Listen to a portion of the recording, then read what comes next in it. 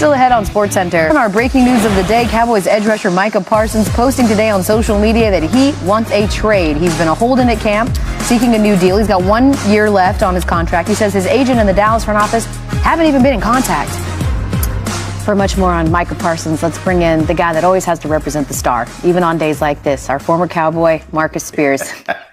Swagoo, what was your immediate reaction to Parsons' trade request? First of all, I love your tone because I'm so tired. I don't want anybody else to tell me to calm down today. I don't want to hear it. You know how it's that kid that just picks on you at school? Yes. And everybody like, turn the other cheek, just chill out, go. No, it's time to punch him in the face. Correct. Okay? Because it's not going to stop until you do it. That is how I felt when I heard about Micah Parsons wanting a trade request. I just wanted to punch the Dallas Cowboys in the face. And it's not because of a negotiation, right? We've all seen these things play out. Myles Garrett just had a trade request with the Cleveland Browns, ends up with the richest contract in the NFL as a defensive player. It's this particular team, the team that I love and that I follow, that continues to do the same thing every single offseason. They eventually end up signing the superstar, but they refuse to acknowledge that it affects the team and how they play football when the season starts. Now you got other teammates that are in the middle of a training camp with a new head coach in Brian Schottenheimer, a new defensive coordinator in Eberflus, that got to deal with potentially not having their superstar defensive end, who accounts for about 25% of this team's pressure on defense, which means he's a one-man wrecking crew and is on pace to be a generational talent. So I don't want anybody. I done got text and on X and Instagram, stop telling me to calm down. I'm not going to do it because it's not about Micah Parsons' contract. It's about the drama that consistently happens with the Dallas Cowboys that affects the way that they play football. This is the ever-revolving cycle. We in phase 2 of the Dallas Cowboys. Go into the offseason with expectations. Don't sign your superstar player until the day before the season and sit your ass at home and watch the playoffs. So phase 3, everybody gonna get mad again, and we're gonna start this revolving cycle once more. Yeah, listen, what's the adage, right? The definition of insanity is doing the same thing over and over and expecting a different result. You mentioned it. We're always here with this team. Dak last year, CeeDee Lamb last year, and CeeDee Lamb actually tweeted this, quote, never fails, dog. Just pay the man what you owe him. No need for the extracurricular. And Swagger, we also saw some notable teammates change their profile pictures to include a picture of Micah Parsons standing in solidarity publicly. And I'm wondering, how does that kind of fracture, especially this close to the start of the season, affect the locker room trying to build that chemistry, trying to chase the title? And honestly, that's why I'm pissed off, because now it's separation of church and state, right? Like the front office is not a part of the Cowboys. That's how this team looks at it. And everybody, again, always tell, man, the players got to play. They got to show up on the field and do their thing. Organizations that are well run, that handle their business, and everybody is pulling in one direction are the teams that we usually see have success. Obviously, you got to have the talent. You got to have the X's and O's and the coaches. But there's a part of professional sports, especially in pro football, where your synergy, the character of the people in the building have to align in order for you to have success. Football has more staff than any other professional sport. It is vitally important for people to be on the same page if you're going to try to accomplish winning a championship. And here we are again with the face of one of the faces of your franchise back in this ever revolving cycle, now asking for a trade request. And you know what, El?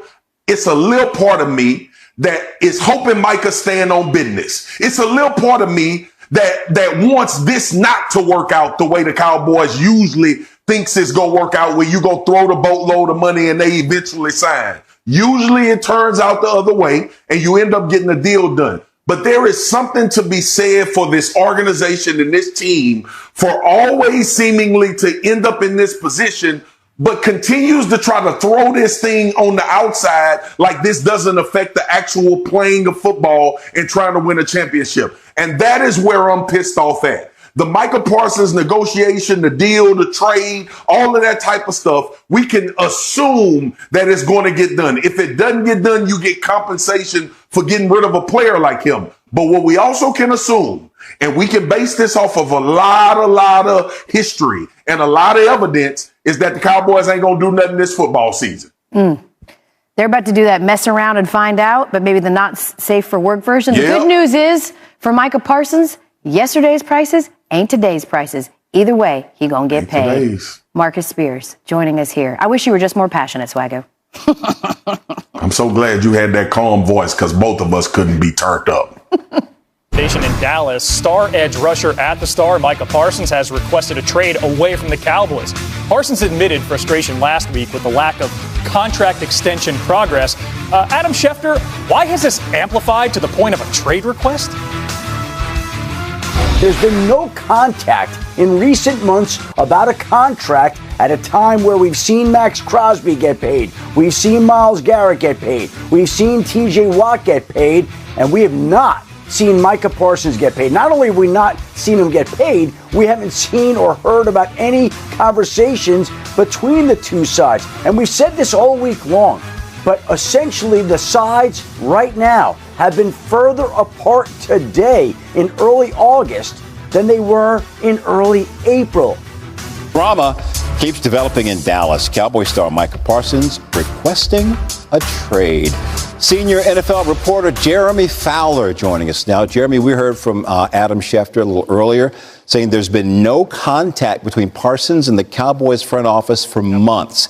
With this trade request coming, what comes next?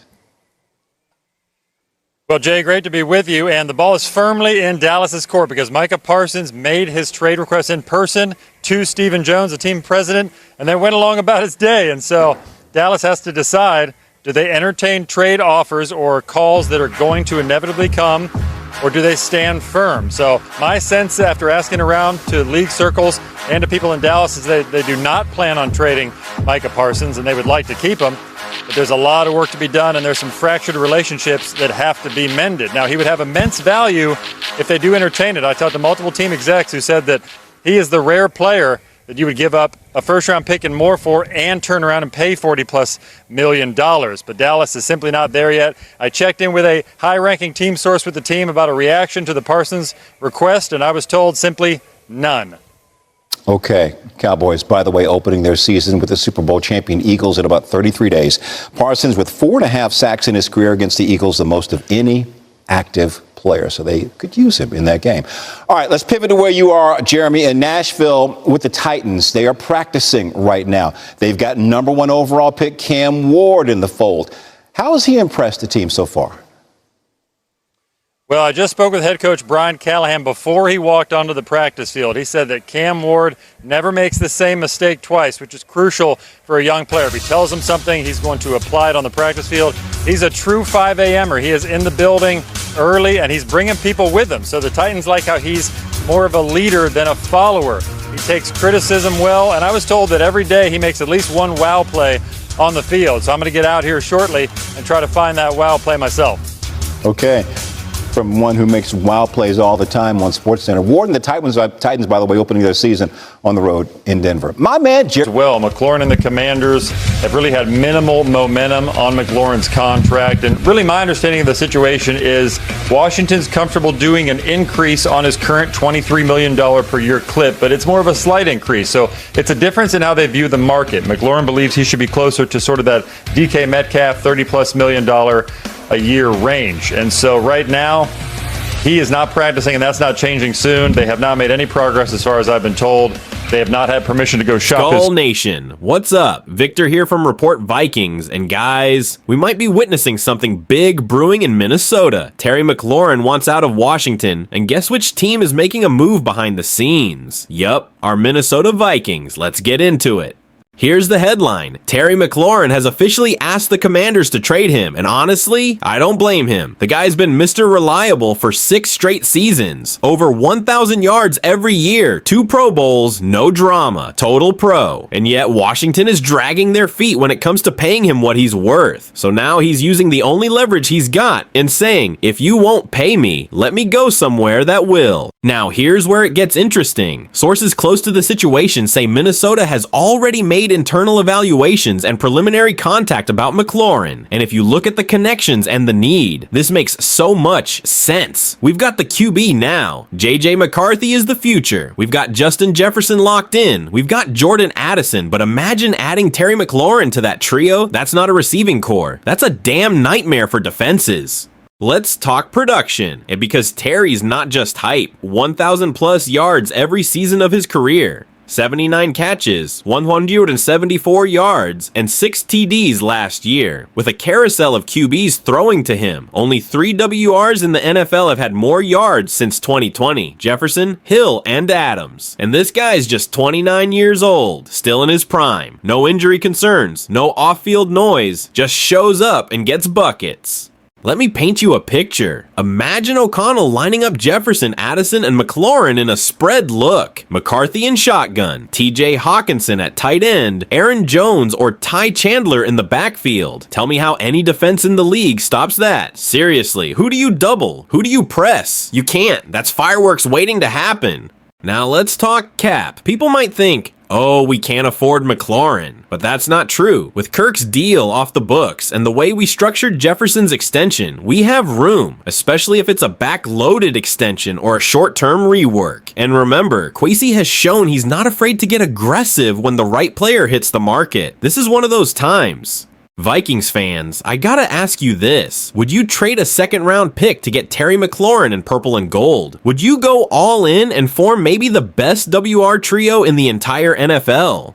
Drop your thoughts in the comments, because this move could be the one that takes us from contenders to favorites in the NFC North. If you're hyped about this possibility like I am, smash that like button. Subscribe to Report Vikings because things are heating up fast, and I'll have updates the moment they break. Bottom line, Terry McLaurin isn't just a great receiver. He's a leader. He's durable. He's consistent. And most importantly, he's exactly what this offense needs to take the next step. If the front office can pull this off, I'll say it now. Skull is coming for the NFC. Let's go get our guy. Let's bring McLaurin to Minnesota. Skull Nation, I'm out. See y'all in the next one.